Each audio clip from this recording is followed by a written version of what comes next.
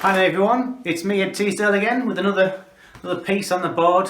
This time I have a nice little fox.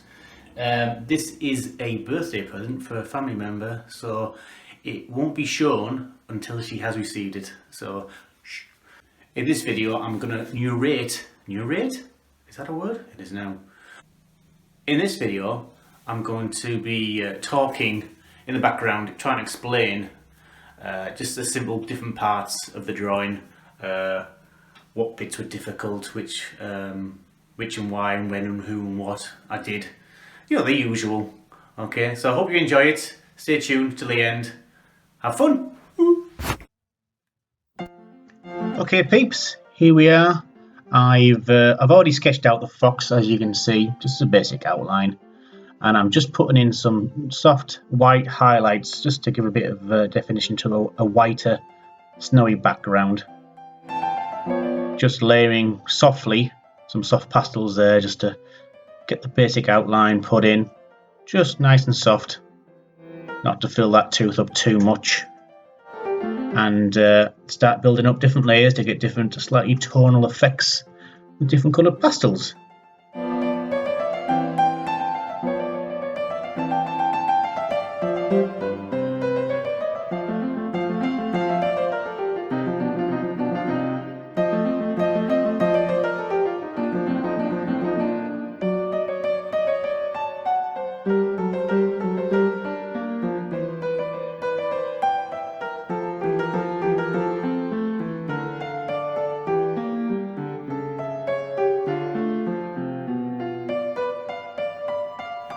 So, with the background now in, and I'm fairly happy at this point with how it's looking, I can start on the fox. And with always, when it comes to pastels, you want to start building up the undertone first, especially with fur. You want the darker areas built up so you can put the lighter fur, the lighter highlights over the top to make them really stand out. Here I'm just building up the darker areas, almost black areas first, because when you highlight the whiter fur over the top, you don't want to be adding dark areas in around the fur. It'll just spoil it. So make sure you get them in first of all. Get them in dark, get them in first, and make sure you're happy with them. So the second ear, just putting in the outline of where the darker fur will sit. Give it a bit of a blend, get it really sat into those teeth of the paper, nice and firmly. Very quickly, very loosely, just putting a bit of colour on there, looking at the reference photo and seeing how it looks. Using different colours to get that tonal value that I want. It's a bit of an experiment as I go, but I kind of, having used colours for so long, you kind of have a sixth sense to what you need, and sometimes you have no idea, so you just kind of experiment as you go along and hope for the best. And I've been quite lucky so far. And as you can see, I'm now just putting a few little highlights just to define where I want them to go and define the darker areas. I'm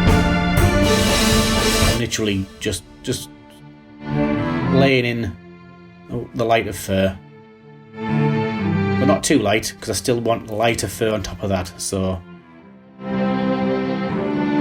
it's just going in roughly now.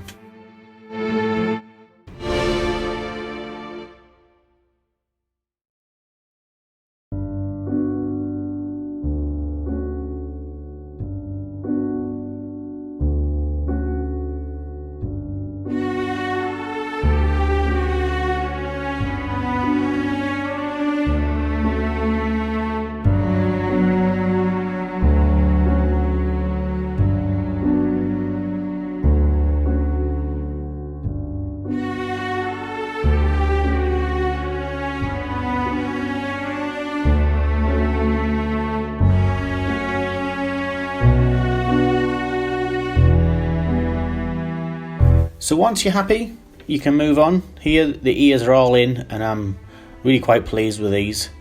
I'm starting to move on to the to the top of the fox's head, building up the undertone. Got a nice dark brown Derwent pencil here, just building up layers, blending it in, getting the pastel deep within the teeth of the paper.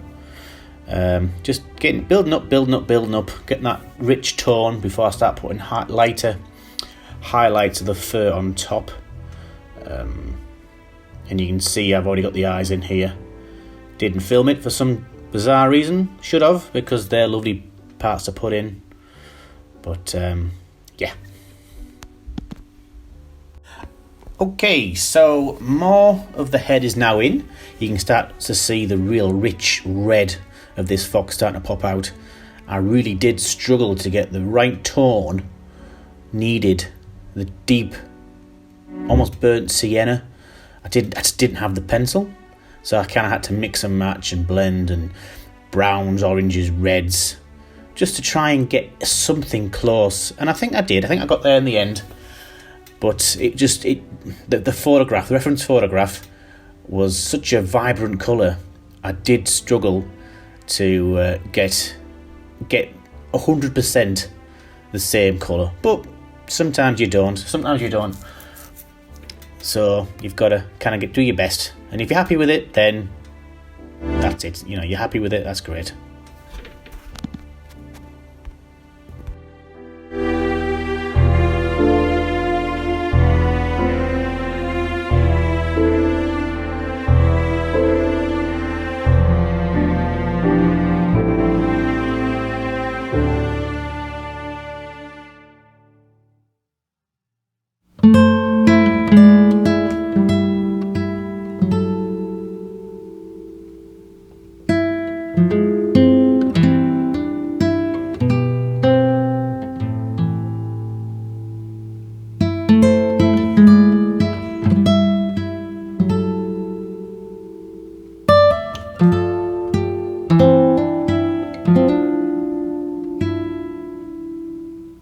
So what I like to do when I'm building up layers of fur, obviously you've seen the darker undertones in first. That's the dark areas that you can see between the light fur. Once I've kind of got that in place, I'll put maybe a lighter colour in, get the direction of the fur in place, get it all how I want it looking, and then I'll maybe put a few darker areas in, and then a few lighter areas in, and build up a contrast on top of each other, just layering ever so lightly so I don't fill that tooth up of the paper too quickly, because once you've done that, no more pastel will go on the paper, and it's done basically. Your drawing's done. So I'm just adding little bits here, lighter if it needs a bit more dark, put a little bit more dark in, just experimenting, just seeing how it goes.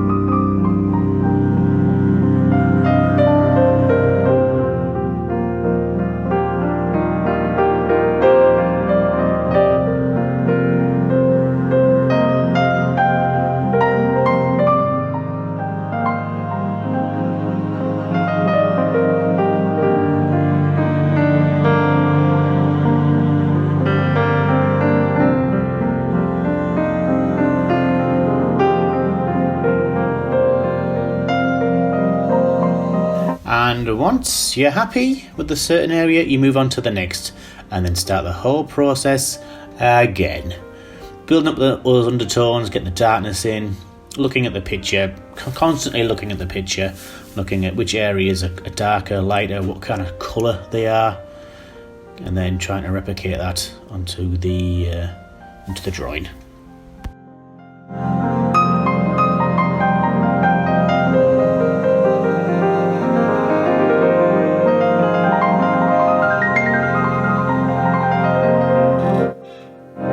What?